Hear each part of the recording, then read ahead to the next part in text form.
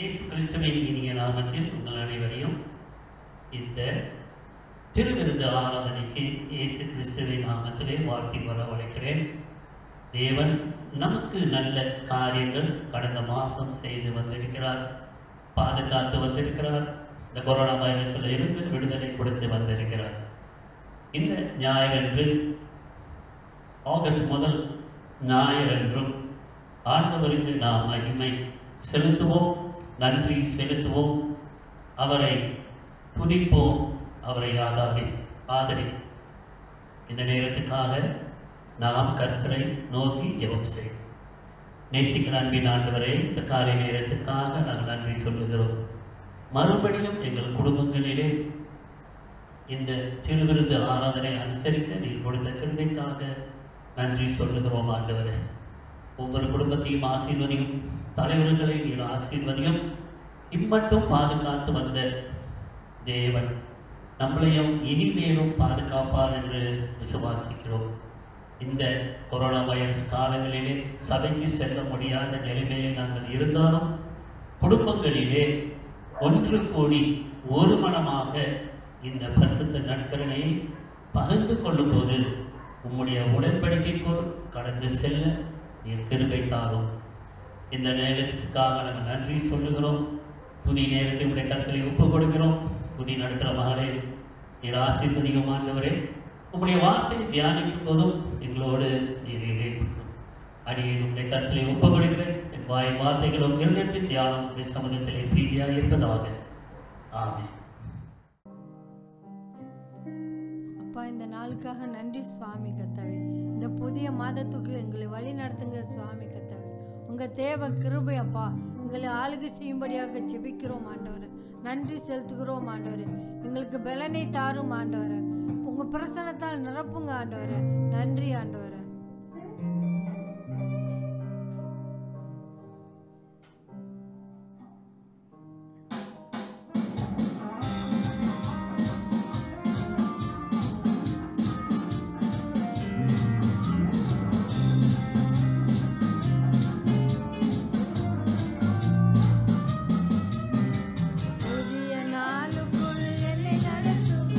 புதிய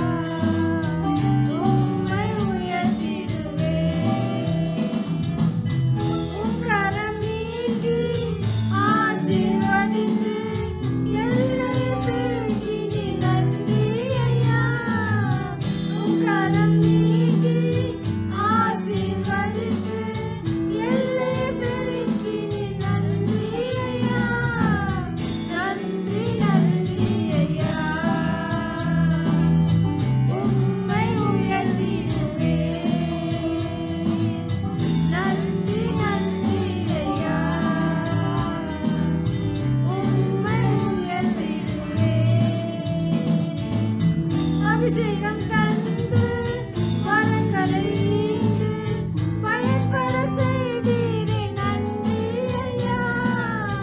அபிஷேகம் தந்து வரங்களை ஈந்து பயன்பட செய்தீரே நன்றி ஐயா. நன்றி நன்றி ஐயா. உம்மை உயர்த்திடுவேன். நன்றி நன்றி ஐயா. உம்மை உயர்த்திடுவேன். கிருபைகள் தந்து ஊழியம் தந்து உயர்த்தி வைத்தீரே நன்றி ஐயா. கிருபைகள் தந்து ஊழியம் தந்து உயர்த்தி வைத்தீரே நன்றி ஐயா. நன்றி நன்றி ஐயா. உம்மை உயர்த்திடுவேன். நன்றி நன்றி ஐயா. உம்மை உயர்த்திடுவேன். இதுவரை நடத்தி குறையின்றி காத்து மகிழ்வை தந்தீரே நன்றி ஐயா. இதுவரை நடத்தி குறையின்றி காத்து மகிழ்வை தந்தீரே நன்றி ஐயா. இதுவரை நடத்தி குறையின்றி காத்து மகிழ்வை தந்தீரே நன்றி ஐயா. இதுவரை நடத்தி குறையின்றி காத்து மகிழ்வை தந்தீரே நன்றி ஐயா.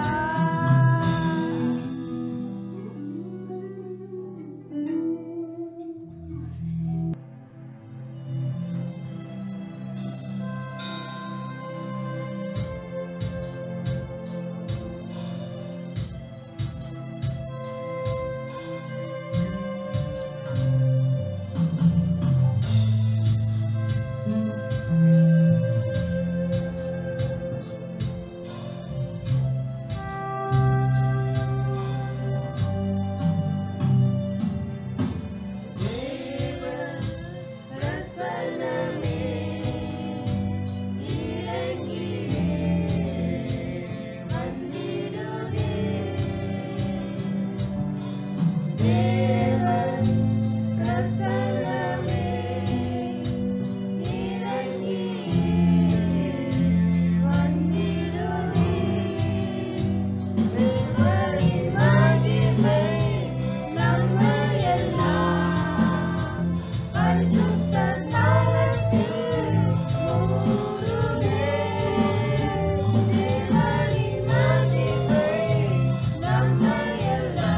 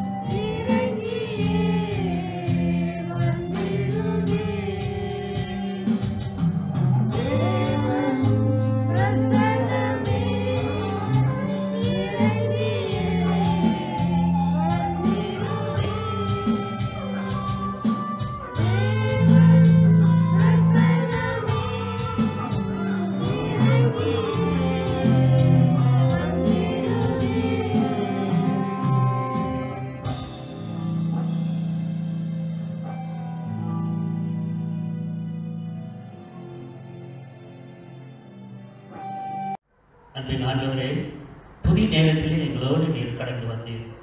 பாடல்களை நீர் ஆசீர்வதிப்பீர். துதியின் மத்தியிலே வாசம் செய்கிற தேவன் நீர். எங்கள் துதியின் மத்தியிலே ஆண்டவரே நீர் வாசம் செய்ததற்காக நன்றி சொல்லுகிறோம். துதி நேரத்திலும் ஆண்டவரே ஒவ்வொரு குடும்பத்தாரோடும் நீர் இடைப்பட்டதுக்காக நன்றி சொல்லுகிறோம். தொடர்ந்து உன்னுடைய பிரசன்னம் ஒவ்வொரு குடும்பத்தையும் வழி நடத்த வேண்டிக் கொள்ளுகிறோம். இந்த நாளன்று விசேஷமாக எங்கள் மாநாட்டுக்காக நாங்கள் செபிக்கிறோம். நடக்கிற இந்த மீட்டிங்களுக்காக நாங்கள் வருகிறோம். ஆண்டவரே, எங்கள் விஷயத்தை நீர் ஆசீர்வதியும், எங்கள் பிரசிடனை ஆசீர்வதியும், டிஎஸ்எஸ்ஐ ஆசீர்வதியும், போதர்களை ஆசீர்வதியும், விசுவாசிகளை நீர் ஆசீர்வதியும். ஒவ்வொருத்தரையும் ஆண்டவரை உடைய கருத்திலே நாங்கள் ஒப்புக் கொடுக்கிறோம். இந்த வருடம் தேர்தல் வருடமாய் இருக்கிறதின் நிமித்தம் ஆண்டவரை பிஷப்ல இருந்து பிரசிடன்ட்ல இருந்து அநேக எலெக்ஷன் நடக்க இருக்கிறது. புதிய பிஷப்பை நீர் எங்களுக்கு தர வேண்டும் என்று வேண்டிக் கொள்ளுகிறோம். உம்முடைய சித்தம் எதுவோ அது மாத்திரம் நிறைவேற நாங்கள் ஒப்புக் கொடுக்கிறோம். பிரசிடண்டோட எலெக்ஷன் இப்படி கருத்திலே ஒப்புக் கொடுக்கிறோம். அந்த எலெக்ஷன்லையும் ஆண்டவரை உம்முடைய சித்தம் நிறைவேற வேண்டும். யாரை நீ பிரசிடனாய் பிஷப்பாய் வைக்க வேண்டும் என்று நீ சித்தம் கொண்டிருக்கிறீரோ அந்த சித்தம் நிறைவேற வேண்டும். எங்களுக்கும் ஆண்டவரே இந்த தலைவர்கள் ஆசீர்வாதமாய் இருக்க வேண்டும் என்று நாங்கள் ஒப்புக் கொடுக்கிறோம். ஆண்டவரே, இந்த மாதிரி சபைகளை நீர் ஆசீர்வதியும், எங்களுடைய மாநாட்டிலும் நீர் ஆசீர்வதிக்க வேண்டும் என்று ஒப்புக் கொடுக்கிறோம். ஆண்டவரே, இந்த நாளும் கொரோனா வைரஸிலே பாதிக்கப்பட்ட குடும்பங்களுக்காக நாங்கள் ஜெபிக்கிறோம். ஆண்டவரே, அந்த கஷ்டத்திலே கடந்து செல்லும் போதும் இந்த இழப்பின் மத்தியிலையும் ஆண்டவரே நீர் அந்த குடும்பங்களை நீர் ஆறுதல் படுத்த வேண்டும் என்று வேண்டிக் கொள்ளுகிறோம். இந்த தேசத்திலையும் எல்லா தேசங்களிலும் இவ்விதமான ஆண்டவரே இந்த வைரஸினுடைய கொடுமையை நாங்கள் பார்த்து கொண்டு வருகிறோம். அநேகர் மரித்து போகிறதை நாங்கள் அறிகிறோம். உம்முடைய பிரசன்னத்திலே நாங்கள் மன்றாடுகிறோம். இந்த கொரோனா வைரஸுடைய வல்லமை இயேசு கிறிஸ்துவின் நாமத்திலே நாங்கள் எடுத்து போடுகிறோம். அந்த வல்லமையை ஆண்டவரை நீர் எடுத்து போட்டு மறுபடியும் இந்த உலகத்திலே ஒரு சரியான நிலைமையை நீர் கொண்டு வர வேண்டும் என்று ஜெபிக்கிறோம். ஆண்டவரே, நீர் செய்ய வல்லவர், நீர் செய்வீர் என்று நாங்கள் விசுவாசிக்கிறோம். இந்த நாளன்று விசேஷமாக பள்ளிக்கு செல்லுகிற பிள்ளைகளுக்காக நாங்கள் செபிக்கிறோம். காலேஜ் செல்லுகிற பிள்ளைகளுக்காக நாங்கள் செபிக்கிறோம். பிள்ளைகளை ஆண்டவரே நீர் பாதுகாத்துக் கொள்ள வேண்டும் என்று வேண்டிக் கொள்கிறோம். விசேஷமாக நம்முடைய சபை பிள்ளைகளை இந்த கருத்திலே நாங்கள் ஒப்புக் கொடுக்கிறோம். ஆண்டவரே, பள்ளிக்கு செல்லும் போதும் வரும்போதும் அந்த இடத்திலே இருக்கும் போதும் படிக்கும் போதும் உங்களுடைய பாதுகாப்பு ஒவ்வொருத்தரையும் தாங்க வேண்டும் என்று ஒப்புக் கொடுக்கிறோம் ஆண்டவரே. பெற்றோர்களை நீர் ஆசீர்வதி, பிள்ளைகளையும் நீர் ஆசீர்வதி. இந்த நாளுக்காக நாங்கள் நன்றி சொல்லுகிறோம். இன்னும் இந்த மாதம் கடைசி வரைக்கும் இந்த RNCO இருக்கிற நேரத்திலையும் ஆண்டவரே, ஜனங்களாக நாங்கள் ஆண்டவரை எங்களுடைய சுகாதாரத்தை பாதுகாத்துக் கொள்ள கிருபைக்காக அரசாங்கம் கொடுக்கிற SOPயை நாங்களும் ஆண்டவரே பின்பற்றி வர நீர் எங்களுக்கு அந்த ஞானத்தை தர வேண்டும் என்று ஜெபிக்கிறோம். அநேகர் விதமான காரியங்களை செய்யாமல் இருக்கிறதையும் நாங்கள் அறிகிறோம் ஆண்டவரே. அவர்களையும் சரியான பாதையை வழி நடத்த ஒப்புக் கொடுக்கிறோம். இந்த நாளுக்காக நாங்கள் நன்றி சொல்லுகிறோம். பரிசுத்த நாட்களில் பங்கு பெறுகிற ஒவ்வொரு பிள்ளைகளையும் குடும்பங்களையும் நீர் ஆசீர்வதியும் ஆண்டவரே. புது உடன்படிக்கைக்குள் நாங்கள் செல்லும் போதும் புதுமையான காரியம் உமக்கென்று செய்ய வழி நடத்தும். சபைக்கு போகாத நிலைமையிலும் ஆண்டவரே, இந்த நேரத்தில் உண்மை நாங்கள் மறந்துவிடாமல் எங்களை பாதுகாத்துக் கொள்ளும். இந்த ஆராதனையில் இந்த பிரசன்னம் முழுமையாக வழிநடத்த நாங்கள் ஒப்புக் கொடுக்கிறோம். தொடர்ந்து ஆண்டவரே உம்முடைய பிரசன்னம் எங்களோடு காணப்பட வேண்டும். பரிசுத்த ஆவியினுடைய அபிஷேகம் ஒவ்வொரு மக்கள் மேலும் இருக்க வேண்டும் என்று ஜெபிக்கிறோம். தொடர்ந்து எங்களை வழி நடத்தும். மாறாத இயேசு கிறிஸ்துவின் நாமத்தில் ஜெபிக்கிறோம் எங்கள் ஜீவனுள்ள பிதாவே, ஆமென். கர்த்தர் சொல்லிவிட்ட ஜெபத்தை நாம் அறிக்கை செய்வோம். பரமனில் எங்கள் பிதாவே, உடைய நாமம் பரிசுத்தப்படுவதாக, உடைய ராஜ்யம் வருவதாக, உடைய சித்தம் பரவடத்திலே செய்யப்படுவது போல பூமியிலேயும் செய்யப்படுவதாக. அன்றோட ஆகாரத்தை எங்களுக்கு இன்றுத்தாலும் எங்களுக்கு விரோதமாய் குற்றம் செய்வதற்கு நாங்கள் மன்னிக்கிறது போல குற்றங்களை எங்களுக்கு பண்ணி எங்கள் சோதனைகள் பிரவேசிக்கப்படாமல் தீமையிலிருந்து ரசித்துக் கொள்ளும். ராஜ்யம் வல்லமை மகிமை என்றென்றைக்கும் உம்முடைய வகையிலே. ஆமென், ஆமென். கர்த்தருக்குள் பிரியமானவர்களே, இந்த நேரத்திலே நாம் வேத வாசிப்புக்குள் கடந்து செல்வோம். எடுத்துக்கொள்ளப்பட்ட பாகம் மார்க் எழுதின சுவிசேஷம் 4வது அதிகாரம் முதல் 9 வசனங்கள். மார்க் 4வது அதிகாரம் முதல் வசனம். அவர் மறுபடியும் கடலோரத்தில் போதகம் பண்ண தொடங்கினார். திரளான ஜனங்கள் அவரிடத்தில் கூடி வந்தபடியால் அவர் கடலிலே நின்று ஒரு படவில் ஏறி உட்கார்ந்தார். ஜனங்கள் எல்லாரும் கடற்கரையில் நின்றார்கள். அவர் அநேக விசேஷங்களை உவமையாக அவர்களுக்கு போதித்தார். போதிக்கிற பொழுது அவர்களுக்கு சொன்னது, கேளுங்கள். விதைக்கிறவன் ஒருவன் விதைக்க புறப்பட்டான். அவன் விதைக்கையில் சில விதை வழி அருகே விழுந்தது. ஆகாயத்து பறவைகள் வந்து அதை பட்சித்து போட்டது. சில விதைகள் அதிக மண் இல்லாத கற்பாறை நிலத்தில் விழுந்தது. அதற்கு ஆழமான மண் இல்லாததினால் சீக்கிரத்தில் முளைத்தது. வெயில் ஏறின போது தீர்ந்து போய் வேர் இல்லாமையால் உலர்ந்து போயிற்று.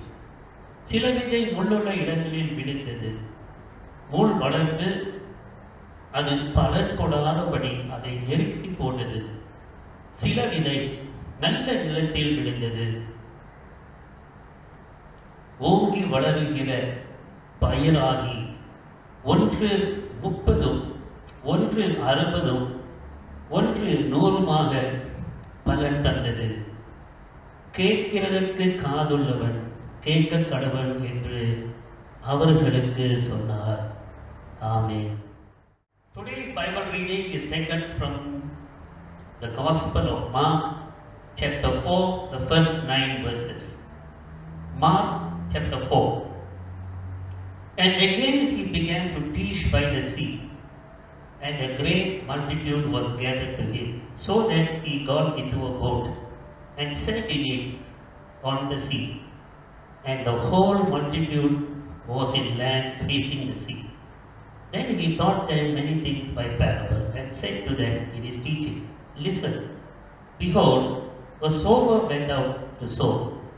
And it happened as he sowed that some seeds fell by the wayside, and the birds of the air came and devoured it. Some fell on stony ground, where it did not have much earth, and immediately it sprang up, because it had no depth of earth. And when the sun was up, it was scorched, and because it had no root, it withered away. And some seed fell among thorns, and the thorn grew up and choked it, and it yielded no crop. But other seeds fell on the ground, on good ground, and yielded a crop that sprang up, increased, and produces some 30-fold, some 60, and some 100. And he said to them, He who has ears to hear, let him hear. This is the word of the Lord. Amen. கர்த்தருக்குள் பிரியமானவர்களே, இந்த பாகத்தை அநேக நாளன்று நீங்கள் வாசித்திருப்பீங்க, படிச்சிருப்பீங்க. ஆனால் இன்றைக்கு கொஞ்சம் வித்தியாசமாக இந்த பாகத்தை நாம் தியானம் செய்ய இருக்கிறோம். முதலாவது கர்த்தருடைய கருத்திலே ஒப்பு கொடுத்து அதன் பிறகு நாம் கடந்து செல்வோம். ஜெபிப்போம். அன்பின் ஆண்டவரே, இந்த வேத வசனங்களை நாங்கள் தியானிக்கும் போது உங்களோடு நீர் இடைப்படும், நீர் பேசும் சத்தியம் எங்களுக்கு கடந்து வரட்டும். ஆண்டவரே, இந்த பாகத்தை நாங்கள் தியானிக்கும் போது நீர் அநேகருக்கு எவ்விதமாக சொன்னீரோ, சீடர்களுக்கு எப்படி நீர் விளக்கினீரோ, அதை நாங்களும் அறிந்து கொள்ள கிருபைக்காகும். காதுள்ளவன் கேட்க கடவன் என்று சொல்லியிருக்கிறேன். ஒவ்வொருத்தருக்கும் நல்ல காதுகளை நீர் கொடுத்திருக்கிறேன். நாங்கள் கேட்டு அதன்படி எங்கள் வாழ்க்கையை அமைத்துக் கொள்ள நீர் கிருபைத்தார். அடியை நம்முடைய கருத்திலே ஒப்புக்கொடுங்க. வாய் வார்த்தைகளும் இருந்ததின் தியானம் நம்முடைய சமூகத்திலே பிரீதியாயிருப்பதாக. ஆமென். பிரியமானவர்களே, இந்த பாகம் நாம் பார்த்தோம் என்றால், ஆண்டவராகிய இயேசு கிறிஸ்து கப்பர்நேயம் பட்டணத்திலே இந்த பிரசங்கத்தை கொடுத்தார் என்று நாம் பார்க்கிறோம். வேதத்தை வாசிக்கும் போது அநேக ஜனங்கள் கூடி வந்து அவர் கற்றுக் கொடுக்கிற தேவனுடைய வார்த்தையை கேட்க வேண்டும் என்று கூடி வந்தார்கள். இந்த கூட்டம் ரொம்ப பெரிதாக இருக்கிறது நிமித்தம் ஆண்டவராகிய இயேசு கிறிஸ்து படகிலே ஏறி உட்கார்ந்து அதன்படி பிறகு ஆண்டவர் போதித்தார் என்று பார்க்கிறோம். அநேகர் அந்த கூடி வந்தவர்கள் கடலை நோக்கி பார்த்து கொண்டு இயேசுவினுடைய வார்த்தையை கேட்டுக்கொண்டு இருந்தார்கள் என்று வேதம் சொல்லுகிறது. இயேசு பேசும்போது உவமைகள் மூலமாய் பேசினார் என்று நாம் பார்க்கிறோம். ஏன் இயேசு கிறிஸ்து போதிக்கிற நேரத்திலே உவமையாக சொல்லுகிறார் என்று தெரிய வேண்டும் என்றால், 11-12 வசனத்தை வாசிக்கும் போது அவர் இந்த உவமைகளை பயன்படுத்தி சத்தியத்தை வெளிப்படுத்தினார் என்று நாம் பார்க்கிறோம். இந்த சத்தியம் வெளிப்படுத்தினது கேட்கிறவர்களுக்கு மாத்திரமாய் காணப்பட்டது. ஆண்டவர் இதை பேசும்போது ஜனங்கள் மத்தியிலே பேசினார். ஆனால் விளக்கங்களை ஆண்டவர் சீடர்களுக்கு மாத்திரம் கொடுத்தார் என்று நாம் பார்க்கிறோம்.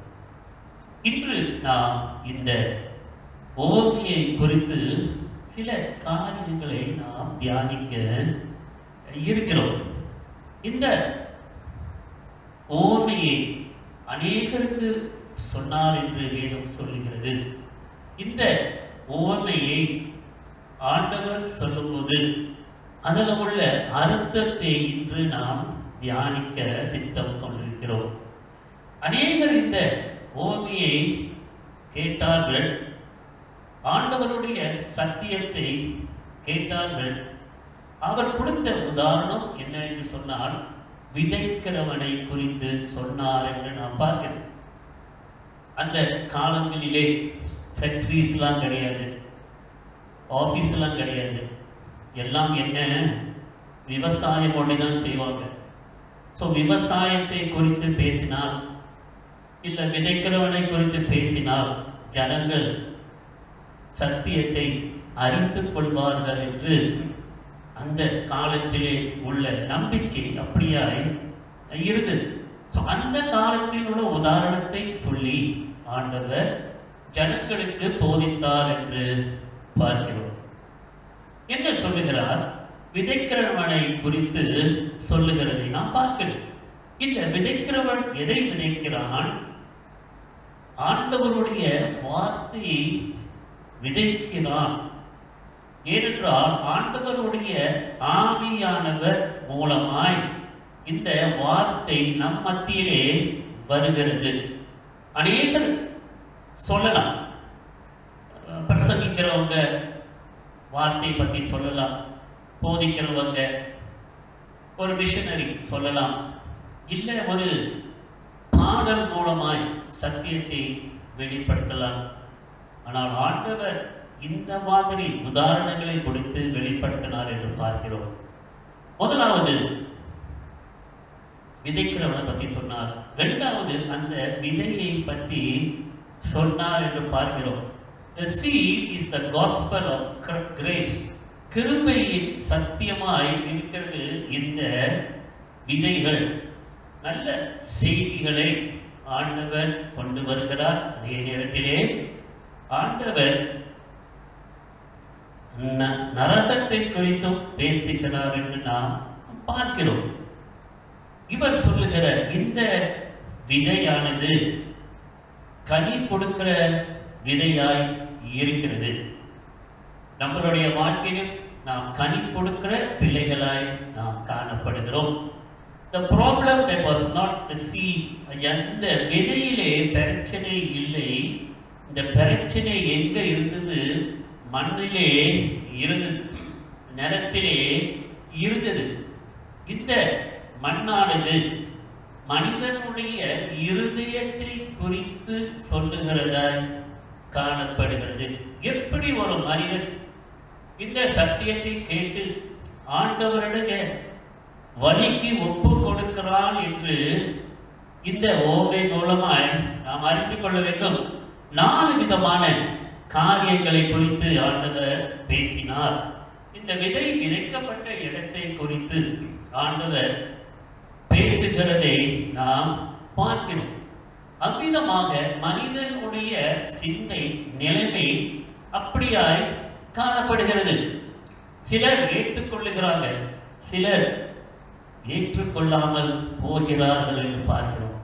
இந்த நேரத்திலே இந்த 4 விதமான காரியங்களை குறித்து நாம் பார்க்க இருக்கிறோம்.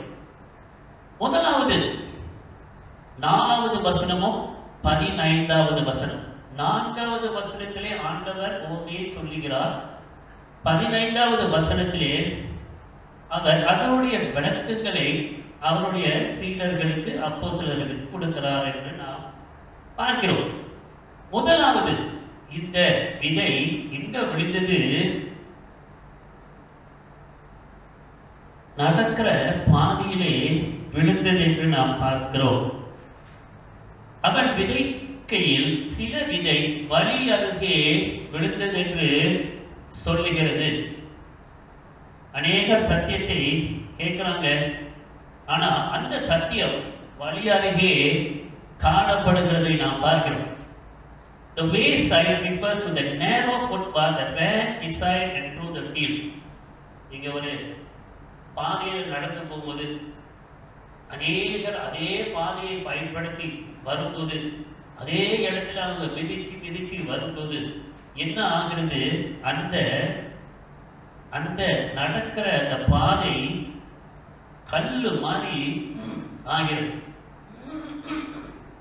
அப்போ இந்த பாதையிலே விழுந்த இந்த விதைகள் எப்படியா இருக்குது? மேலே தான் கிடக்கும், உள்ளுக்கு மண்ணுக்குள்ள போக முடியாது. ஏன்? அது ரொம்ப கடினமான ஒரு பாதையாய் காணப்படுகிறது. அப்போ இந்த பாதையிலே விழுகிற இந்த விதை முளைக்கிறதுக்கு முடியாத நிலைமையிலே காணப்படுகிறது. அதான் என்ன சொல்லுகிறார்? இந்த விதை விழுந்து ஆகாயத்து பறவைகள் வந்து அதை பட்சித்து போடுகிறார்கள் என்று பார்க்கிறோம். இந்த இடம் எப்படிப்பட்ட ஒரு கடினமான ஒரு இடமாய் காணப்படுகிறது. இந்த சத்தியம் என்ன என்று ஏற்றுக்கொள்ள முடியாத நிலைமையிலே காணப்படுகிறார்.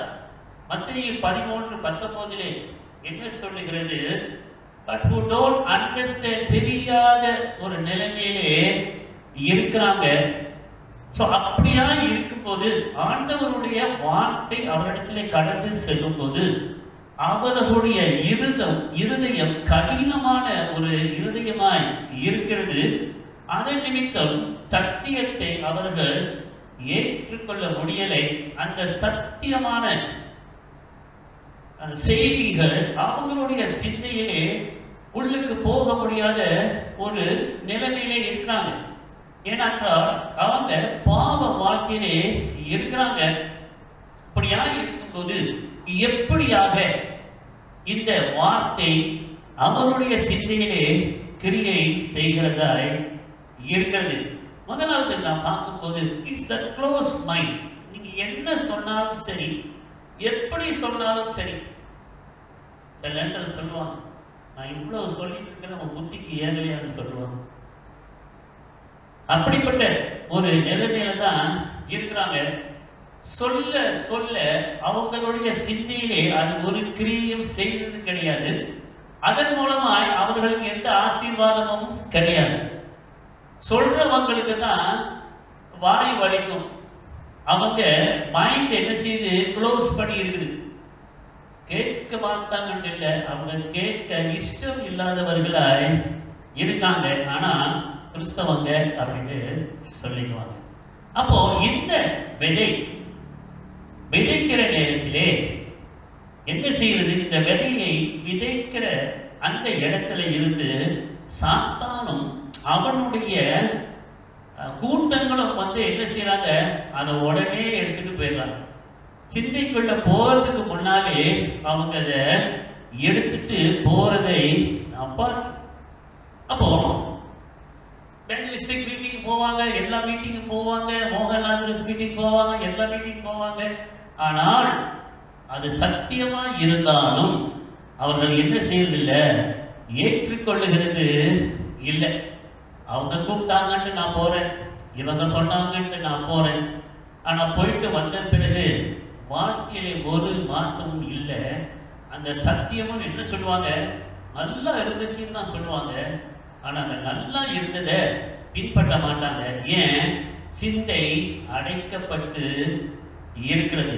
அந்த நிலையானது நல்லதான் இருந்துச்சு, ஆனால் அந்த நிலம் ஆயத்தம் இல்லாத நிலைமையிலே அப்படிதான் இருக்கிறாங்க. ஆயத்தமே இல்லை. போனா என் வாழ்க்கை மாறணும் அப்படின்ற ஒரு சிந்தையே இல்லை.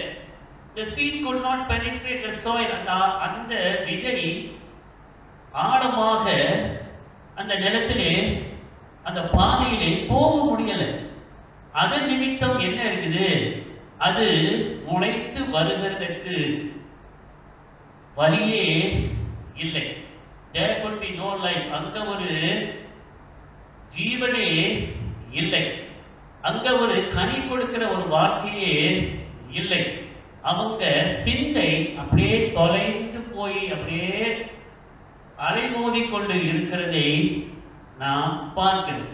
அப்பொழுது முதலாவது இந்த பாதையிலே விழுந்த விதைகள் அமிதமாக தான் இருக்கிறது. முளைக்க முடியவில்லை. அது முளைக்காதது நிமித்தம் அதுக்கு ஜீவனம் இல்லை. அது வளர்றதுக்கு முடியாது.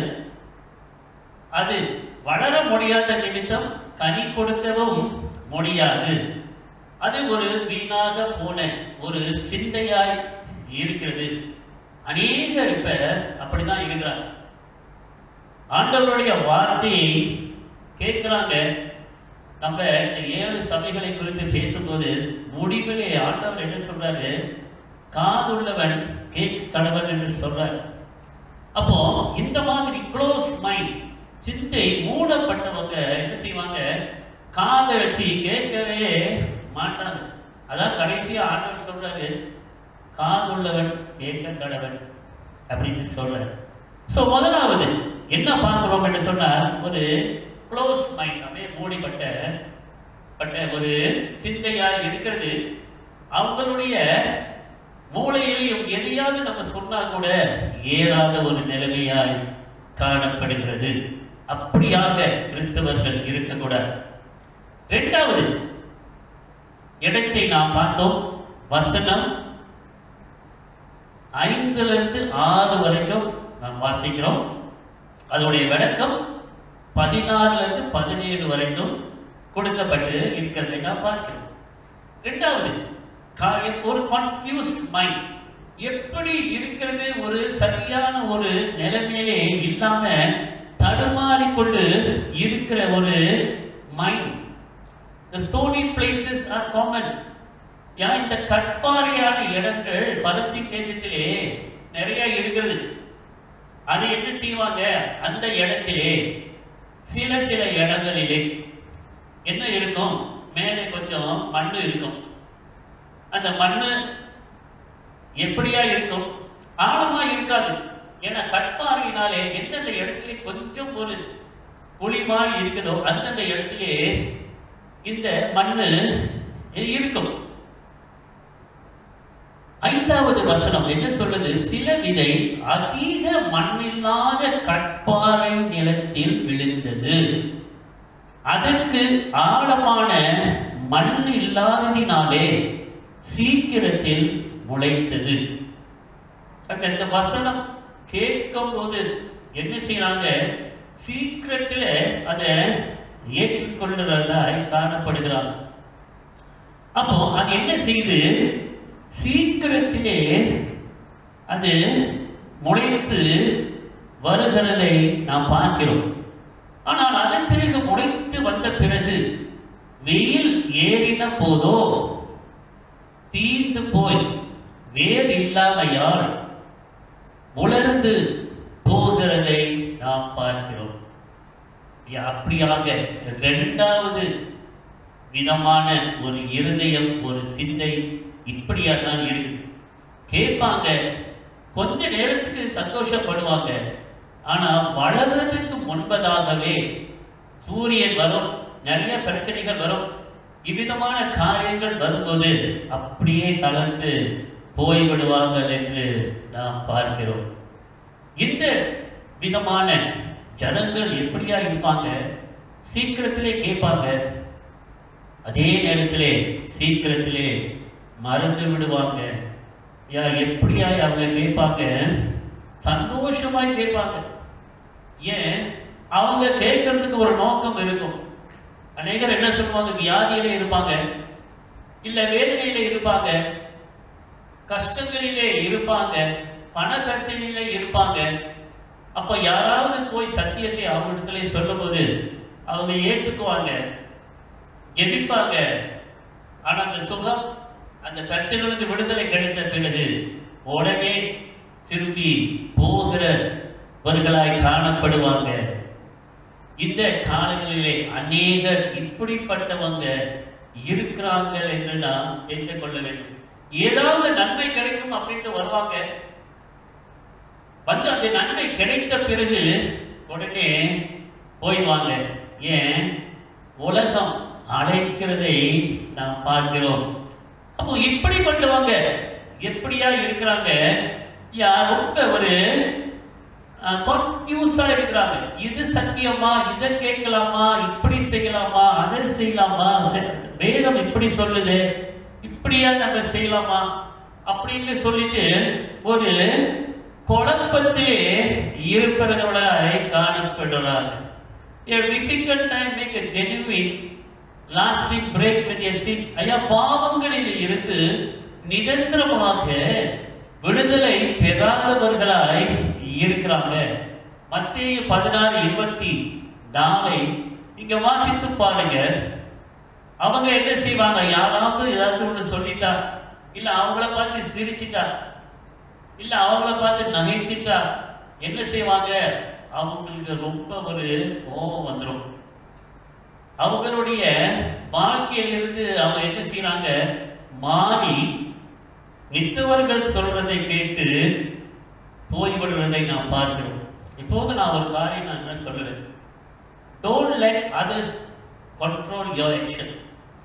ஐயா, மித்தவர்கள் நம்மளுடைய செயல்களை என்ன செய்ய முடியாது, கண்ட்ரோல் பண்ணக்கூடாது. அப்படி அவங்க கண்ட்ரோல் பண்ணினாங்க அப்படின்னு சொன்னா நம்ம வாழ்க்கை நம்ம வாழுகிறது கிடையாது. அவங்க மித்தவங்க எதிர்பார்க்கிற விதத்திலே நம்ம வாழ்ந்தோம் என்று சொன்னால் நமக்கு அந்த சமாதானம் இல்லாமல் காணப்படுகிறதை நாம் பார்க்கிறோம்.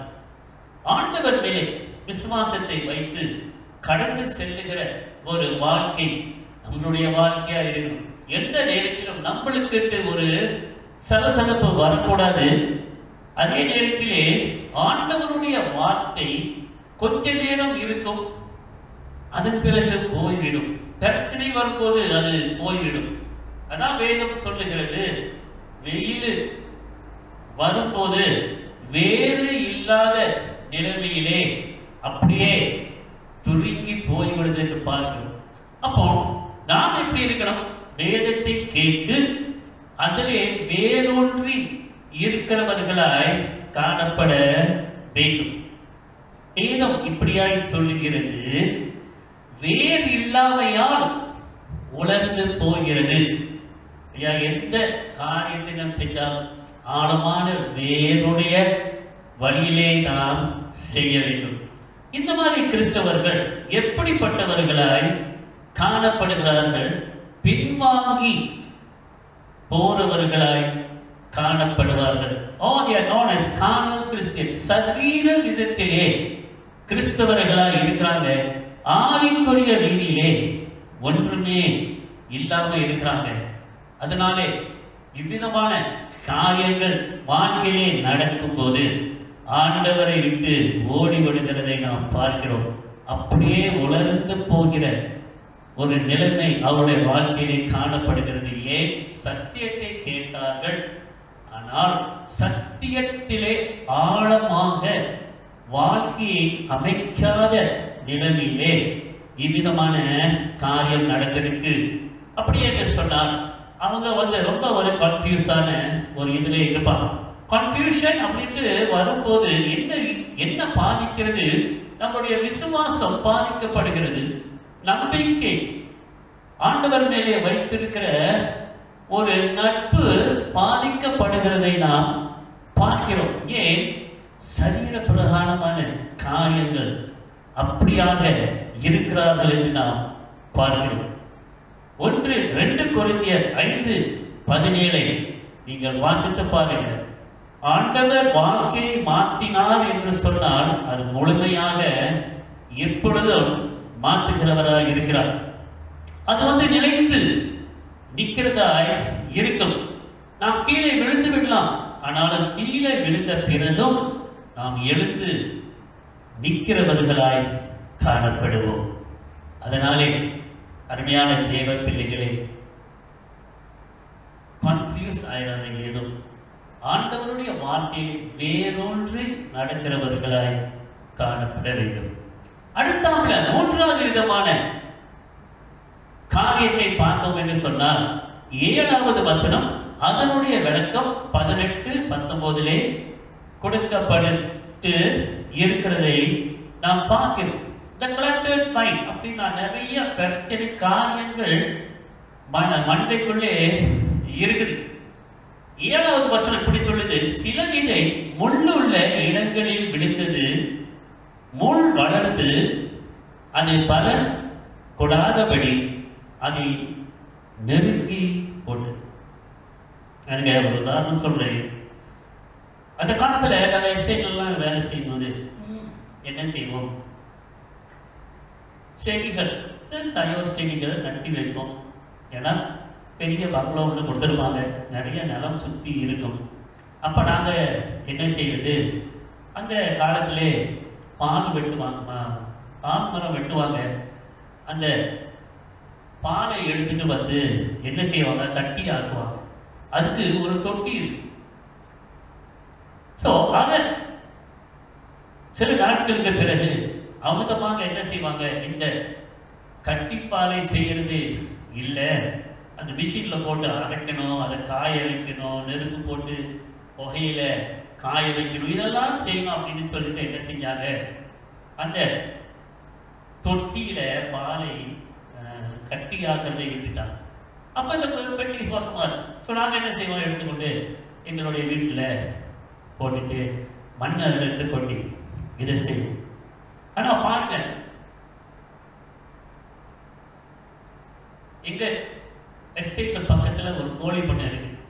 ஸோ நாங்கள் என்ன செய்வோம், அந்த இதை கோழி போடுறதெல்லாம் காய வச்சு வச்சிருப்பாங்க, அதை போய் வாங்கிட்டு வந்து போடுவோம். ஆனால் மாட்டோடைய போடுறதையும் இருக்கும், ஆனால் நாங்கள் போட மாட்டோம். ஏன், மாட்டில் உள்ள அந்த வெளியே கழிவை நாம் பார்த்தோம் என்று சொன்னால் நல்லா இருக்கும், காய வச்சிடலாம். ஆனால் அதை ஏன் பயன்படுத்த மாட்டோம் அப்படின்னு சொன்னால் அது காய்ந்து விடும். ஆனால் அது சாப்பிடுற புல்லில் நிறைய விதைகள் இருக்கும். அந்த விதைகள் என்ன செய்யும், சாவம். அப்போ நாங்கள் சைவர் நட்டும்போது இந்த மாட்டினுடைய கழிவு நாங்கள் கொண்டு போட்டோம் அப்படின்னு சொன்னால் மழை பெய்ஞ்ச பிறகு அந்த கழிவுல உள்ள விதையெல்லாம் உழைக்க துவங்கிடும். அப்போ எங்களுடைய சயோறு பாதிக்கப்படும். அவ்விதமாக இதனை நாம் பார்த்தோம் என்று சொன்னால், ஐயா அந்த முள்ளுள்ள விதைகள் அங்கே இருக்குது, அதன் மத்தியிலே நல்ல விதையை கொண்டு விதைக்கிறாங்க. இந்த உலகம் பாருங்க இப்படிதான் இருக்குது. ஆனாலும் நாம் உலகத்தால் அல்ல என்று வேதம் சொல்லுகிறது. ஆனால் நாம் என்ன செய்கிறோம், இந்த உலகத்தின் காரியங்களை முன்வைத்து கடந்து செல்லுகிறவர்களாய் நாம் இருக்கிறோம். ஸோ சத்தியத்தை நாம் கேட்கிறோம், ஆனாலும் உலகத்தின் ஆசைகள் என்ன செய்து நெருக்கி போடுகிறது என்று நாம் பார்க்கிறோம். 18-19 என்ன சொல்லுகிறார், வசனத்தை கேட்டும் உலக கவலைகளும் ஐசுவரியத்தின் மயக்கமும் மற்ற வகைகளை பற்றி உண்டான இச்சைகளும் உட்பிரவேசித்து வசனத்தை நெருக்கி போட அதனால் பலனற்று போகிறார். இவர்களே முள்ளுள்ள இடங்களில் விதைக்கப்பட்டவர்கள். உங்க விளக்கத்தை சொல்லும் போது நிறைய காரியம் என்ன செய்யறாங்க, வண்டியில போட்டு திங்க் பண்ணிட்டு இருக்காங்க. இதுவா அதுவா, இப்படியா அப்படியா, என்ன செய்யறது, எப்படி எங்க போறது, எப்படியாக நான் ஜீவிக்கிறது, இது குழப்பத்துல இருப்பாங்க. ஏன் இந்த குழப்பம் வருகிறது, உலக கவலைகளும் உலகத்தை குறித்தே கவலைப்பட்டு இருப்பாங்க. அப்படின்னா சத்தியத்தின் மேலே எந்த விதமான நம்பிக்கையும் இல்லை, விசுவாசமும் இல்லை. உலக பிரகாரமான காரியங்கள் கூட முளைத்து வருகிறது.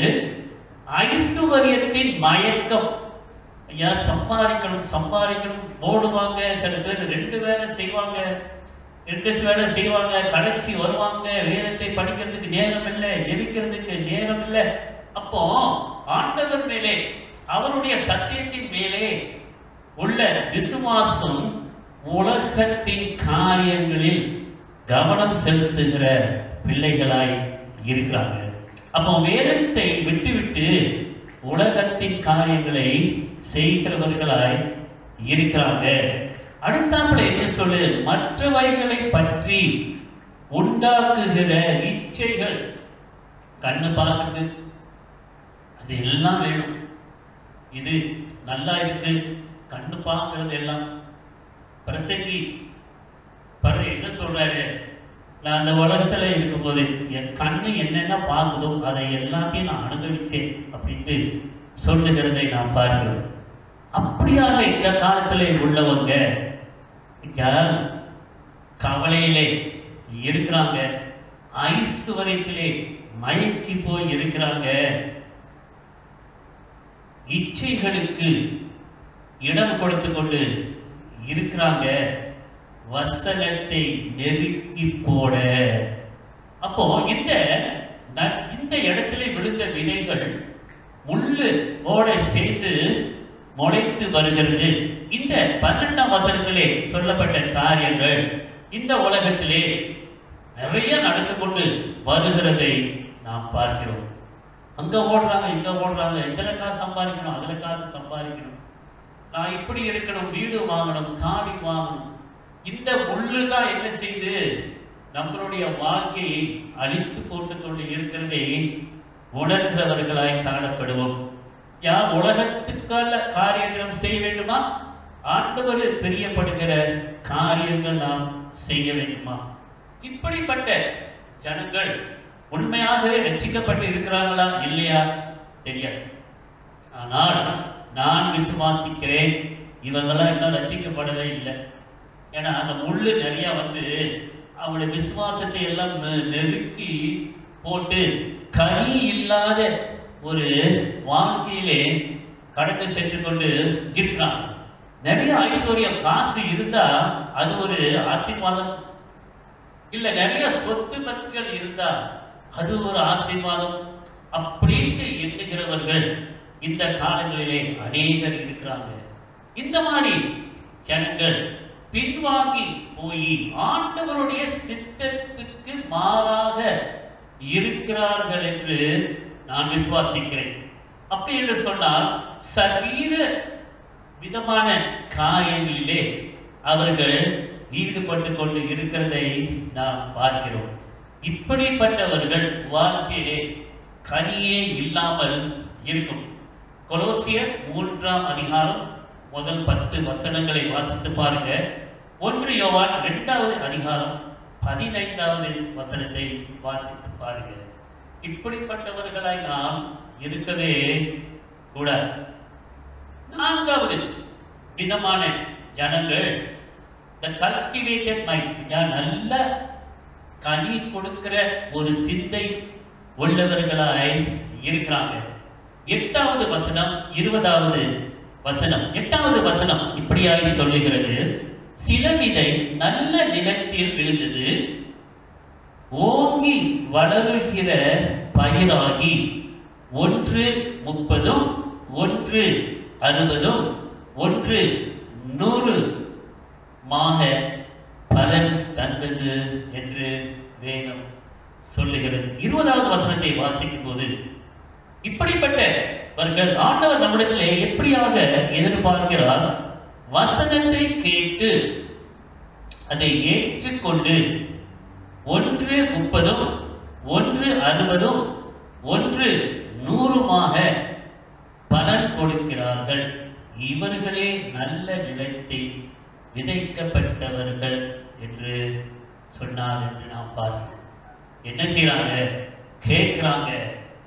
கேட்கிறவர்கள் மாற்றம் இல்லை, அதை ஏற்றுக்கொள்ளுகிறாங்க. கேட்கிறது ஒன்று, ஏற்றுக்கொண்டு அதன்படி செய்கிறது ஒன்று. அப்போ ஆண்டவர் விரும்புகிறது என்ன?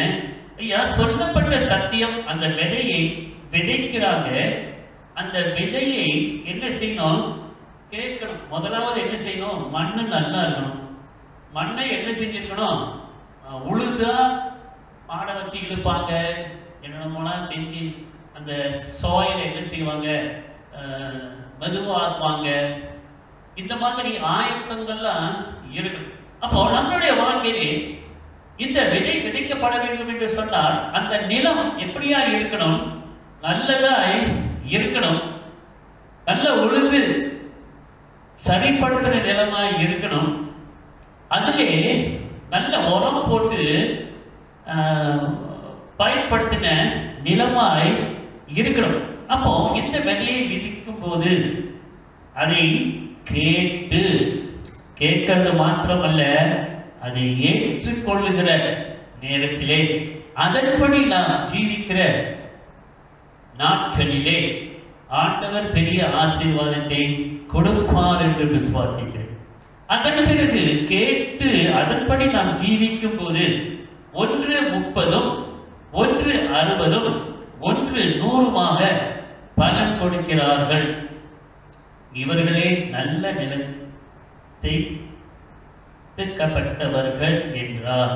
அப்போ கேட்டு அதன்படி நம்ம செய்யும் போது உலகத்தின் ஆசைகள் ஒரு சைட்ல வச்சிருவாங்க. ஆண்டவருடைய சித்தம் தான் முதலாவது என்னுடைய வாழ்க்கையிலே இருக்க வேண்டும்.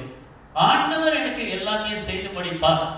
அப்போ கேட்டு நல்ல நிலம் அப்படின்னு சொன்னா வேதத்திலே என்ன என்ன ஆண்டவர் ப்ராமிஸ் கொடுத்திருக்கிறாரோ அதை கைப்பற்றி அதன் பிறகு அவ்விதமாக ஜீவிக்கிற ஜனங்களே கனி கொடுக்கிறவர்களாய் காணப்படுவார்கள். அல்லேலூயா. அப்போ இந்த வசனங்களை கேட்டு அதன்படி செய்கிறவர்கள் இப்படியாக கனி கொடுப்பார்கள். ஆனா அதிலையும் நம்ம வாசிக்கும் போது என்ன வருகிறது? ஏன் சில விதை 30 தான் கொடுக்குது, ஏன் சில விதை 60 தான் கொடுக்குது, ஏன் சில விதை 100 தான் கொடுக்குது அப்படின்ட்டு ஒரு கேள்வி வரலாம். ஆனா எல்லாம் அதே சரியாக விதைக்கப்பட்டு இருக்கிறது எல்லாம். ஆனா ஆண்டவர் சொல்லுகிற இந்த காரியம் பாருங்க, ஒரு ஓமையை சொல்றாரு. ஒருத்தனுக்கு 10 கொடுக்கப்பட்டிருக்கு, ஒருத்தனுக்கு 5 கொடுக்கப்பட்டிருக்கு, ஒருத்தனுக்கு 2 கொடுக்கப்பட்டிருக்கிறது. டைம்ஸ் பண்ணி பாருங்க எப்படியாய் வருது. ஆமா, சிலரோட வாழ்க்கையிலே இவ்வளவு கிடைக்கும், சிலரோட வாழ்க்கையிலே இவ்விதமாக கிடைக்கும், சிலரோட வாழ்க்கையிலே இவ்விதமாக கிடைக்கும். ஆனால் எல்லாமே இந்த ஆசீர்வாதங்கள் ஆண்டவர் கருத்திலிருந்து பெற்றுக் கொண்டதாக இருக்கு. நம்முடைய விசுவாசம் எவ்வளவு பெரிதா இருக்குதோ அவ்விதமாக ஆண்டவர் நம்மளை வழிநடத்துகிறவராய் காணப்படுகிறார். யோவான் 16வது அதிகாரம் 7லிருந்து 11 வரைக்கும் வாசித்து பாருங்க. ஆண்டவர் எவ்விதமான நம்மளுடைய இருதயத்தை சிந்தையை ஆயத்தம் செய்வார். இப்பொழுது இந்த ஒரு விதை நம்மளுடைய இருதயத்துக்குள்ளே போய் அது முளைத்து வரும்போது அதன் கனியை நாம் பார்க்கிறவர்களாய் காணப்படுவோம். நாம் எப்படிப்பட்ட விதையாய் இருக்கிறோம், எப்படிப்பட்ட ஒரு நிலமாய் இருக்கிறோம், மண்ணாய் இருக்கிறோம், நல்ல கனி கொடுக்கிற மண்ணாய் இருக்கிறோமா, இல்ல கட்பாறையிலே உள்ளது, இல்ல பாதையிலே உள்ளவர்களாய் இருக்கிறோமா, இல்ல முள்கள் மத்தியிலே விழுந்து முளைத்து அப்படியே வாடி போகிறவர்களாய் இருக்கிறோமா, இல்ல நல்ல நிலத்திலே விழுந்த விதையை போட்டு இருக்கிறோமா? நம்முடைய வாழ்க்கையை நம்ம என்ன செய்வோம்? ஆராய்ந்து பார்ப்போம். எவ்விதமான கனியும் இருக்குதா இல்லையா? ஆண்டவருடைய சத்தியம் சபைக்கு வருகிறோம், ஆண்டவருடைய சத்தியம் ஒவ்வொரு வாரமும் போதிக்கப்படுகிறதை நாம் பார்க்கிறோம். ஆனால் எப்படியாய் இருக்கிறோம்? அது இந்த பாதை அருகே விழுந்த மாதிரி இருக்குதா? வாரம் வாரம் நான் வர்றோம், கேட்கிறோம், எப்போதும் சொல்றது தானே அப்படின்னு சொல்லிட்டு மைண்ட மூடிக்கிட்டு போயிடும். ரெண்டாவது விதமானது, சபைக்கு வருவாங்க, சத்தியத்தை கேட்பாங்க, ஆனா என்ன நடக்குது? மைண்ட்ல எல்லாம் நிறைய குழப்பங்கள் இருக்கு. சபைக்கு வருவாங்க, எப்படியாய் வர்றாங்களோ அதே மாதிரி சபையை விட்டு போவாங்க. என்ன பிரச்சனையில வருவாங்க? பான்சர் பிரித்து போனவர் ஐயா பிரச்சனையெல்லாம் ஆண்டவர் தீர்த்து விடுவாருன்னு, ஆனா வெளியே போகும்போது திருப்பி அந்த பிரச்சனையெல்லாம் எடுத்துக்கொண்டு போவாங்க. இல்லை, மூன்றாவது பார்த்தோம் என்று சொன்னார், ஐயா நெருக்கப்பட்டு இருக்கிற சிந்தையிலே நம்ம இருக்கிறோமா? நிறைய முள்ளு நம்ம வாழ்க்கையிலே இருக்குதா? முச்செடி நம்ம கனி கொடுக்காத ஒரு நிலைமையை ஒன்று பண்ணுகிறதா அப்படின்ட்டு நம்ம என்ன செய்வோம்? ஆராய்ந்து பார்ப்போம். இல்லை, நாலாவது விதமாக நல்ல கனி கொடுக்கிற நிலத்திலே விழுகிற விதைகளாய் நாம் இருக்கிறோமா? இந்த 4 விதமான ஜனங்கள் நம் மத்தியிலே இருக்கிறாங்க. ஒவ்வொரு சபையிலையும் இருக்கிறாங்க, ஒரு குடும்பங்களிலேயும் இருக்கிறாங்க. ஆனால் உண்மையாக கர்த்தருடைய வார்த்தையை கேட்டு அதன்படி செய்கிறவர்கள் தான் ஆசீர்வாதம் பெறுவார்கள். 9வது வசனம், கேட்கிறதற்கு காதுள்ளவன் கேட்க கடவன் என்று அவர்களுக்கு சொன்னார். அப்ப காது இல்லைன்னா கேட்க முடியாது. இல்ல, காது இருக்கிறவன் கேட்கிறதற்கு கேட்கறதுக்கு காது உள்ளவன், அவன் மாத்திரம் இதை புரிந்து கொள்ள வேண்டியவர்களாய் இருக்கணும். அப்பொழுது ஆண்டவர் இந்த 4 விதமான விதைகள் விழுகிற இடத்தை குறித்து பேசுறது ஜனங்கள், ஆனால் விளக்கங்களை கொடுக்கிறது சீடர்களுக்கு. நாம் பெரிய ஆசீர்வாதம் பெற்றவர்களாக இருக்கிறோம். ஏனென்றால் நம்மளுக்கு அந்த ஓமையும் சொல்லப்படுகிறது, அந்த விளக்கங்களும் கொடுக்கப்படுகிறது. இந்த விதமான காரியத்திலே நாம் கடந்து செல்லும் போது நம்மளை நாம் ஆராய்ந்து பார்ப்போம். எந்த விதமான இடத்துல நம்ம இருக்கிறோம்? ஒரு க்ளோஸ் பண்ணின ஒரு மைண்ட்ல இருக்கிறோமா?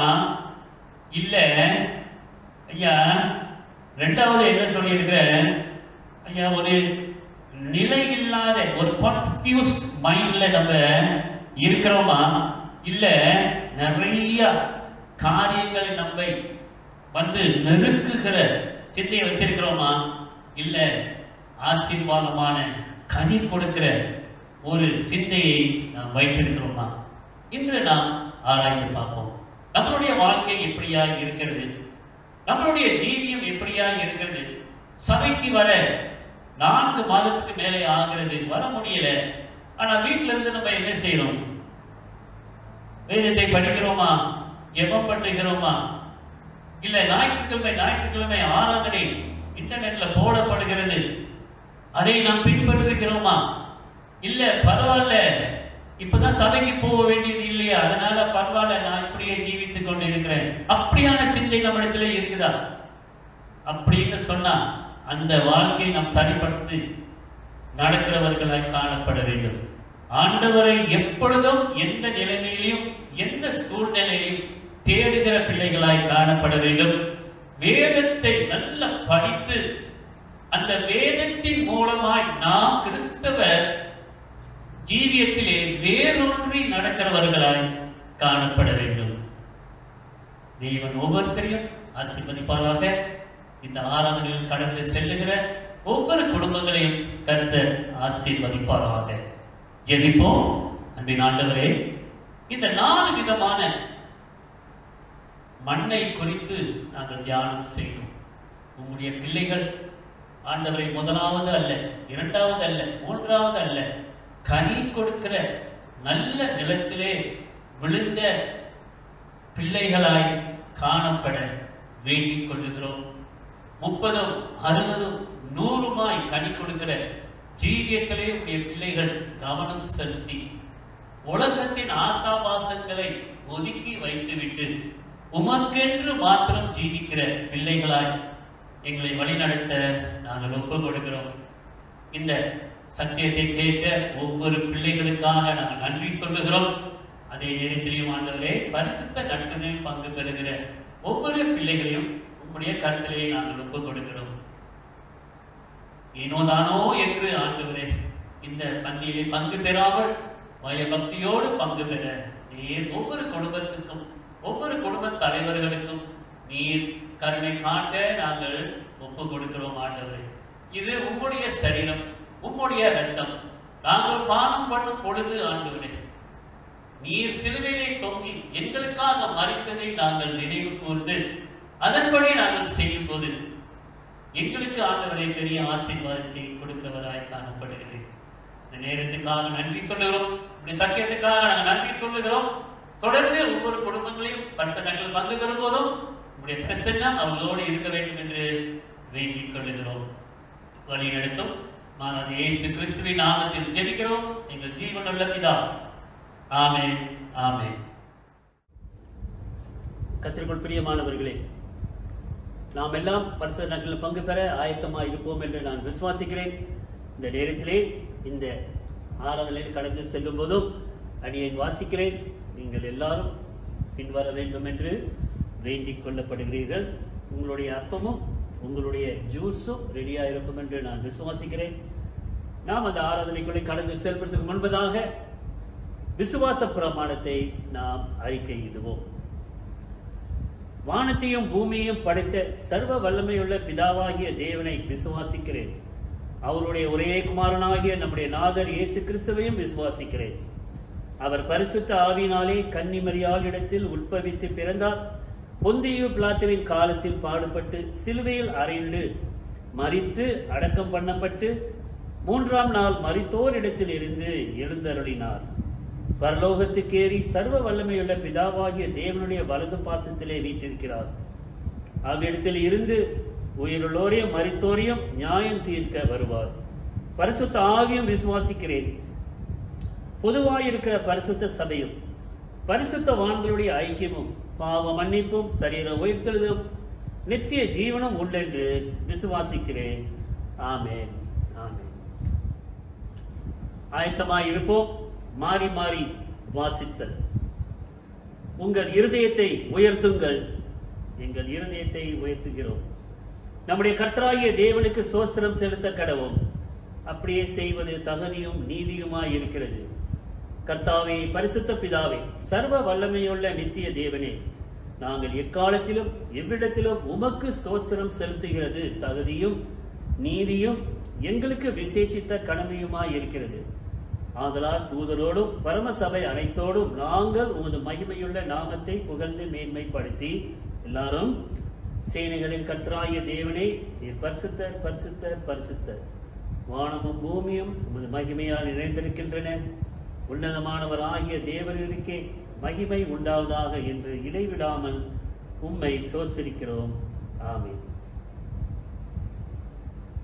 நற்கல்விக்கு நாம் ஆயத்தமாய் இருப்போம். சர்வ வல்லமையுள்ள தேவனே, எங்கள் பரமபிதாவே, தேவரீர் எங்கள் மேல் உருக்கமாய் இறங்கி உம்முடைய ஒரே பேரான குமாரனாகிய இயேசு கிறிஸ்து சிலுவையில் மரணம் அடைந்து எங்களை மீட்டுக் கொள்ளும்படி அவரை தந்தருளினீரே.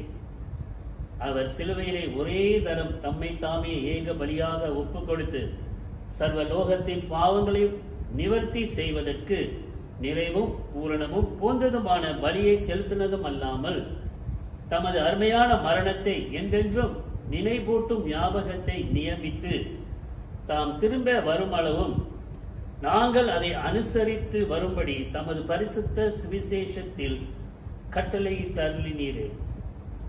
இரக்கமுள்ள பிதாவே, எங்கள் ஜெபத்தை கேட்டருளி உமது குமாரனும் எங்கள் இரட்சகரும் ஆகிய இயேசு கிறிஸ்து கட்டளையிட்ட பரிசுத்த நியமத்தின்படி நாங்கள் அவருடைய பாடுகளையும் மரணத்தையும் உயிர்த்தெழுதலையும் நினைவு கூர்ந்து உமது சிருஷ்டி பதார்த்தங்களாகிய இந்த அப்பத்தையும் திராட்சை ரசத்தையும் வாங்கும் போது அவர் மூலமாய் தெய்வ சுபாவத்திற்கு நாங்கள் பங்கு உள்ளவர்கள் ஆகும்படி கிருபை செய்தல்ல வேண்டும் என்று மிகவும் தாழ்மையாய் வேண்டிக் கொள்ளுகிறோம்.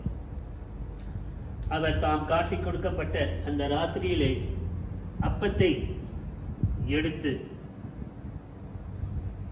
சோஸ்திரம் பண்ணி அதை பிட்டு சீஷர்களுக்கு கொடுத்து, நீங்கள் வாங்கி புசியுங்கள், இது உங்களுக்காக கொடுக்கப்படுகிற என்னுடைய சரீரம், என்னை நினைவு கூறும்படி இதை செய்யுங்கள் என்றார். அப்படியே ராப்போஜனம் பண்ணின பின்பு அவர் பாத்திரத்தையும் எடுத்து சோஸ்திரம் பண்ணி அவர்களுக்கு கொடுத்து, நீங்கள் எல்லாரும் இதில் பானம் பண்ணுங்கள், இது பாவ மன்னிப்பு உண்டாகும்படி உங்களுக்காகவும் அநேகருக்காகவும் சிந்தப்படுகிற புது உடன்படிக்கைக்குரிய என்னுடைய இரத்தம், இதை பானம் பண்ணும் பொழுதெல்லாம் என்னை நினைவு கூறும்படி இதை செய்யுங்கள் என்று திருவுளம் பற்றினார். ஆமென். எல்லாரும் சேர்ந்து, இரக்கமுள்ள கர்த்தாவே, எங்கள் சுயநீதியை நம்பி நாங்கள் இந்த உம்முடைய பந்தியில் சேர துணியாமல் தேவனுடைய அளவற்ற இரக்கத்தையே நம்பி சேருகிறோம். உம்முடைய மேசையின் கீழ் விழும் துணிக்கைகளை ஆகிலும் பெற்றுக்கொள்ள நாங்கள் பாத்திரர் அல்ல. ஆகிலும் தேவரே, எப்பொழுதும் இரக்க செய்ய தவறாத ஆண்டவராய் இருக்கிறேன். ஆன தன்மையினால் காருண்ய கர்த்தாவே, உமது அருமையான குமாரனாகிய இயேசு கிறிஸ்துவின் பரிபூரண ஜீவியத்தால் நாங்கள் நிரப்பப்படவும், அவருடைய சாயலில் நாங்கள் வளரவும், அவரிடத்தில் நாங்களும் எங்களிடத்தில் அவரும் எப்பொழுதும் வாசமாய் இருப்பதற்கும் ஏற்ற விதமாய் இந்த பரிசுத்த நற்கருணையில் பங்கு பெற எங்களுக்கு கிருபை செய்தருளும். ஆமென். லோகத்தின் பாவத்தை சுமந்து தீர்க்கிற தேவாட்டுக்குட்டியே எங்களுக்கு இறங்கும். லோகத்தின் பாவத்தை சுமந்து தீர்க்கிற தேவாட்டுக்குட்டியே எங்களுக்கு இறங்கும். லோகத்தின் பாவத்தை சுமந்து தீர்க்கிற தேவாட்டுக்குட்டியே உமது சமாதானத்தை தாரும். ஆமென். எல்லாரும் குடும்ப தலைவர்கள் உங்கள் குடும்பத்தினருக்கு இந்த பந்தியை பரிமாற வேண்டிக் கொள்ளுகிறோம். ஒரு 5 நிமிடம் நாம் கொடுப்போம். அதுக்குள்ளே நீங்கள் செய்ய வேண்டும் என்று வேண்டிக் கொள்ளப்படுகிறீர்கள்.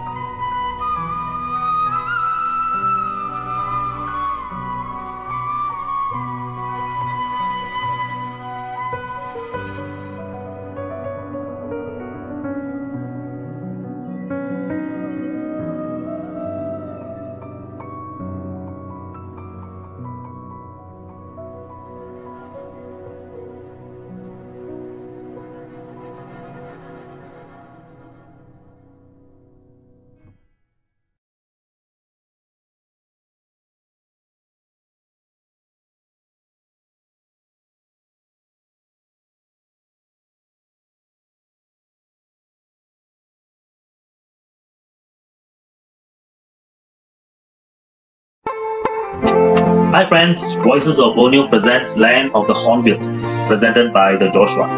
Hi friends, போர்னியோவின் குரல் விளங்குவது இருவாட்சியின் நிலம். நாங்க தான் the Joshuas. வாங்க இந்த பயணத்தை நாம் தொடங்குவோம். This is Burung Kenyalang. Hornbills signify the spirit of God and they must be treated with respect. This is their culture and tradition. இதுதான் இருவாட்சி, ஸ்ராவாவின் அடையாளம். இந்த பறவை ஸ்ராவாவின் கலாச்சாரத்தின் அடையாளமாய் தோன்றுகிறது. ஸ்ராவா மக்கள் இந்த பறவை கடவுளின் ஆவியை கொண்ட பறவையாய் நம்புகிறார்கள். ஆதலால் அதை மரியாதையோடு நடத்துவார்கள். Religions in Sarawak. We can see that Christianity holds the highest percentage, which is 42.6%. And Islam comes in second, 32.2%. And we can see the rest of the other religions. ஸ்ராவா மதங்கள் கிறிஸ்துவம் 42.6%, இஸ்லாமியர்கள் 32.2%.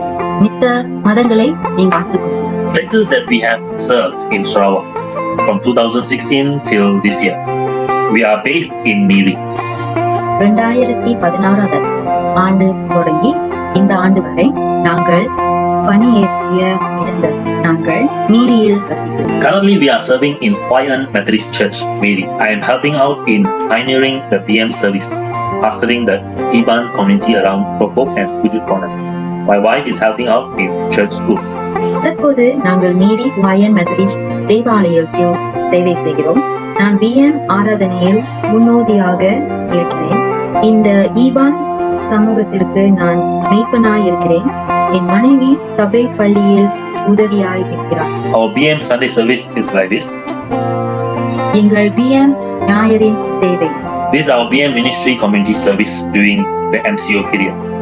MCOவின் போது பிஎம் அமைச்சராக சமூக சேவை. Our ministry outline extends the church into neglected region and communities, Pujuk Corner and Pokok area, strengthen new believers in their faith and obedience. We met Apai Ani and Apai Mulin and Keluarga, winning souls, sharing gospel to the unbelievers, leads churches in developing their ministry and in training workers, training the churches into reaching out to the unreached or unbelievers, mature churches in faith, hope, love, obedience and outreach, conducting transition classes in church and baptism classes. எங்கள் ஊழியர்களின் outline புறக்கணிக்கப்பட்ட பகுதிக்கு சபையை கொண்டு செல்ல, புதிய விசுவாசிகளின் நம்பிக்கை பலப்படுத்த, ஆத்துமாக்களை இயேசுவுக்காய் வெல்ல, தேவாலயங்கள் தங்கள் ஊழியத்தை பலப்பதற்கு, விசுவாசம், நம்பிக்கை, அன்பு மற்றும் எல்லை ஆகிய முதிர்ந்த தேவாலயங்கள். Our struggles are language. I am learning the language Iban. Vehicle, we need a bigger vehicle and there is strongholds on the land. These are our struggles. எங்கள் போராட்டங்கள் மொழி. நான் மொழியை கற்று வருகிறேன், ஈபான் மொழியை. வாகனம், பெரிய வாகனம் தேவையாய் இருக்கிறது. நிலத்தின் கட்டு. This is not the end, but this is just a humble beginning. God bless you all. இது முடிவு அல்ல, ஆனால் இது ஒரு தாழ்மையான ஆரம்பம். நாம் இந்த பயணத்தின் முடிவுக்கு வந்துவிட்டோம். கர்த்தர் உங்களை ஆசீர்வதிப்பாராக. இறுதி ஜெபம். அன்பின் ஆண்டவரே, இம்மட்டும் உம்முடைய பிள்ளைகளுக்கு நீர் உம்முடைய சரீரத்தையும் இரத்தத்தையும் கொடுத்து நீர் போஷித்து ஒரே சுபாவத்துக்குள் நீர் சேர்த்துக் கொண்டீர். இன்று நாம் தியானித்த வண்ணமாக நல்ல கனி கொடுக்கிற ஜீவியத்தை உம்முடைய பிள்ளைகள் நாடி வர நீர் கிருபை தாரும். கேட்டு அதை ஏற்றுக்கொண்டு கனி கொடுக்கிற பிள்ளைகளாய் நீர் உருவாக்க வேண்டும் என்று ஒப்பு கொடுக்கிறோம். நாங்கள் பங்கு பெற்ற ஒவ்வொரு பிள்ளைகளுக்காக நாங்கள் நன்றி சொல்லுகிறோம். ஒவ்வொரு குடும்பங்களுக்காக நாங்கள் நன்றி சொல்லுகிறோம். உங்களுடைய பிரசன்னம் ஒவ்வொருத்தரோடும் இருந்து வழிநடத்த வேண்டிக் கொள்ளுகிறோம். ஆண்டவரே, இந்த நாளை எங்களுக்கு நீர் கொடுத்திருக்கிறேன். 7 மாதம் எங்களோடு நீர் கடந்து வந்திருக்கிறேன். 8வது மாசத்திலே நாங்கள் கால் எடுத்து வைக்கும் போது இந்த தேசத்திலே புதுமையான காரியங்கள் நடக்க வேண்டும் என்று வேண்டிக் கொள்ளுகிறோம். கொரோனா வைரஸில் இருந்து இந்த தேசத்திற்கு நீர் ஒரு விடுதலையும் தர வேண்டும் என்று வேண்டிக் கொள்ளுகிறோம். உடைய நாமத்திற்கு நாங்கள் மகிமை செலுத்துகிறோம். தொடர்ந்து எங்களை வழிநடத்தும். மாறாத இயேசு கிறிஸ்துவின் நாமத்தில் ஜெபிக்கிறோம் எங்கள் ஜீவனுள்ள பிதாவே, ஆமென். ஆசீர்வாதம் பெற்றுக்கொள்வோம்.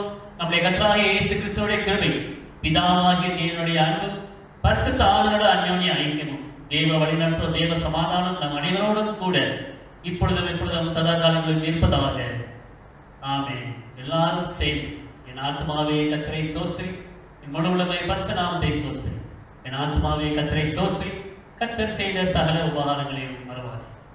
ஆமென். ஷலோம் அலைக்கும். கர்த்தர் உங்களை ஆசீர்வதிப்பார். 1 அறிவிப்புகள்.